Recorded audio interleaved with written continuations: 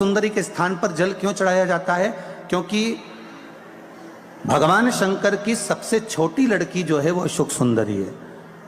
और ये जो छोटी लड़की है अशोक सुंदरी, ये नारी को अखंड सौभाग्यता का वर प्रदान करती है। कौन सी नारी को? किस नारी को अखंड सौभाग्यता देती है? तो महाराज शास्त्र कहता है, जिस नारी के भाग्य में लिखा होता है कि इसको वैधव्य होना है, इसके पति को समाप्त होना है, अगर वो नारी अशोक सुंदरी वाली जगह पर जल चढ़ा देती है तो पति पर अगर काल भी मंडरा रहा होता है तो मां अशोक सुंदरी महाकाल से कहकर काल को टाल देती है। वो अशोक सुंदरी का शास्त्र कहता है,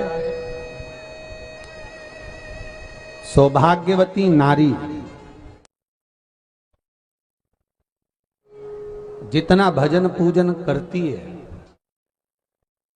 सौभाग्यवती नारी जितना भगवत नाम स्मरण करती है, भगवत पूजन करती है, व्रत करती है, साधना करती है, तप करती है, पूजन करती है, पाठ करती है, आराधना करती है, अर्चना करती है, उस सौभाग्यवती नारी का किया हुआ दान, पुण्य, धर्म, भजन, कीर्तन, स्मरण, सेवा, चाकरी उसके पति के भी काम आती है और उसके पुत्र और पुत्री के भी काम आती है। एक सौभाग्यवती नारी के द्वारा किया, आवाज पकड़ रहा है, एक सौभाग्यवती नारी के द्वारा किया गया भजन, पूजन, स्मरण, संकीर्तन, नाम जाप, नाम कीर्तन उसके पति के भी काम आ रहा और उसके बच्चों के भी काम आ रहा। देखिए कितना सुंदर शिव महापुराण में चरित्र आया है वृंदा देवी का, कि वृंदा जितना नाम जाप करती है, वृंदा जितना नाम भजन करती है, वृंदा जितना नाम स्मरण करती है, उसके पति को उसका लाभ है।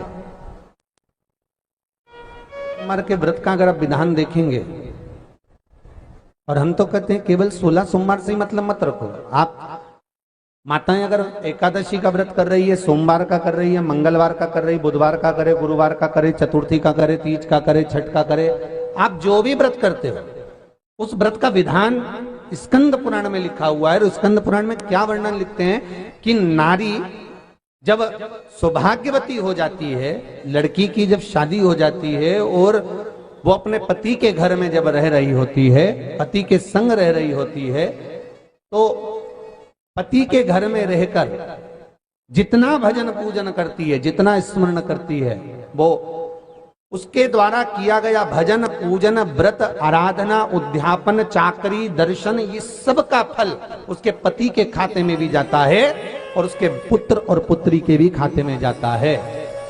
पर उसमें एक बात का विशेष ध्यान रखना, स्कंद पुराण कहती है कि आप व्रत को उठाएं।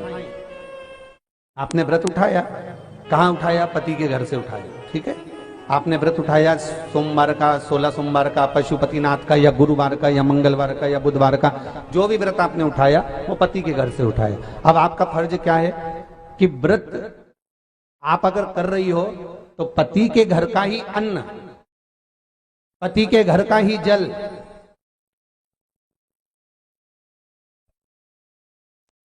पति के घर का ही सुख आनंद महाराज हमको प्राप्त हो।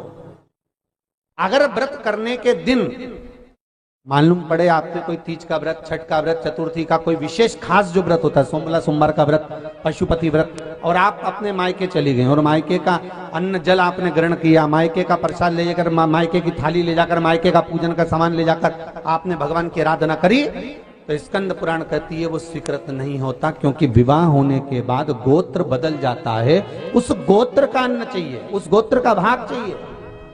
लगने लगे कि हाँ बहुत कष्ट है, कर्जा भी बढ़ गया, तकलीफें भी बढ़ गई, बहुत दुख भी बढ़ रहा है, कहीं परिवार सही नहीं चल रहा है, तो प्रयास करते रहा करो। हफ्ते में एक बार एक चावल का दाना जल के पात्र में डाल लिया, एक काली मिर्च जल के पात्र में डाल ली, और उस जल को ले गए, थोड़ा सा चंदन का छींटा डाल दिया, ले जाकर शिव जी को समर्पित कर दिया। शंकर को जल चढ़ाने के लिए 5 स्थान हैं जहां शिव को जल चढ़ाया जाता है और शंकर उस जल को स्वीकार करते हैं। जिसको पंचगंगा कहा गया। 5 स्थान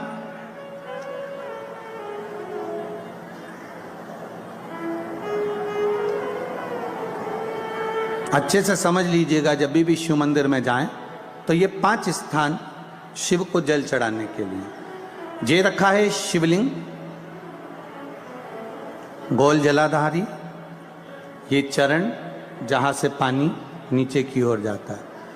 शंकर भगवान के 13 बच्चे हैं, 13 की 13 बच्चे, शिव जी का संपूर्ण परिवार, 33 कोटि देवता, 64 योगनियां, सब शिवलिंग के आसपास में।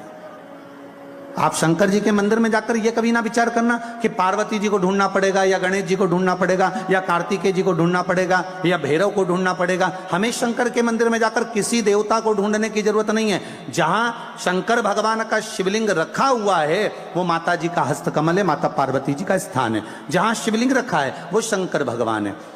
जहां जलाधारी है उस जलाधारी के पास में जहां पानी बहता है बीच में अशोक सुंदरी का स्थान है। जहां से पानी बह रहा है उसका राइट भाग वहां गणेश जी का स्थान है, लेफ्ट भाग कार्तिकेय जी का स्थान है। शंकर भगवान के ऊपर जो जल गिर रहा है वो शंकर भगवान की 5 लड़कियां जया, विषहरा, शामली बारी, दौतली, देव, ये शंकर जी की 5 बेटियां ऊपर हैं। जहां से पानी बहकर उस निकासी से, जहां नाली बनी रहती है, पानी जहां से निकलकर बाहर मंदिर के जा रहा है वो 33 कोटि देवताओं का स्थान है। इसलिए सारे मंदिरों की परिक्रमा हो सकती है पर शंकर जी के मंदिर की परिक्रमा नहीं करते, क्योंकि वो जल जो जा रहा है वो 33 कोटि देवताओं का स्थान है, उसको हम लांघ नहीं सकते। वो स्थान जल चढ़ाते समय आप इसका स्मरण रखें। पानी का जब पात्र लेकर जाते हैं मंदिर के अंदर, सबसे पहले शिव जी का जो जलाधारी है उसमें राइट भाग पर अपनी मनोकामना कर कर जल चढ़ाएं, फिर लेफ्ट भाग में चढ़ाएं रोग मुक्ति के लिए।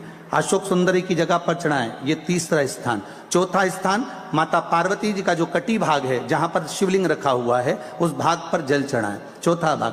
5वां भाग शंकर जी के ऊपर चढ़ाएं। ये 5 जगह पर जल क्रमवाइज चढ़ाएं।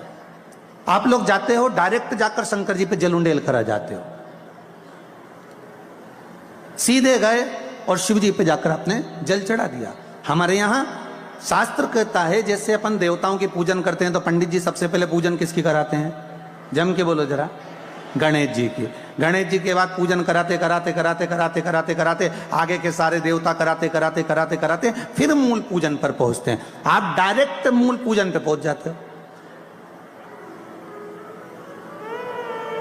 और सरल भाषा में समझ लो, जितनी सरल भाषा में समझोगे ना उतना अपने जीवन में उतर जाएगा। इस छत के ऊपर आपको चढ़ना है, निशानी रखी है,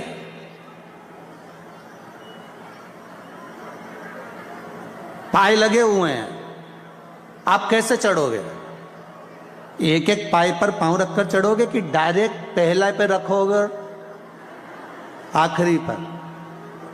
जम के बोलिए जरा, एक एक पाए पर पांव रखोगे ना कि धीरे धीरे हमको चढ़ना है। उसी तरह शिव मंदिर में पहुंचने के बाद पहला गणेश स्थान, कार्तिकेय स्थान। वीडियो पसंद आया चैनल को लाइक करें, सब्सक्राइब करें, शेयर करें। श्री शिवाय नमस्तुभ्यम, हर हर महादेव कमेंट बॉक्स में अवश्य लिखें। महादेव आपकी इच्छा जरूर पूरी करेंगे। धन्यवाद, मिलते हैं नेक्स्ट वीडियो में।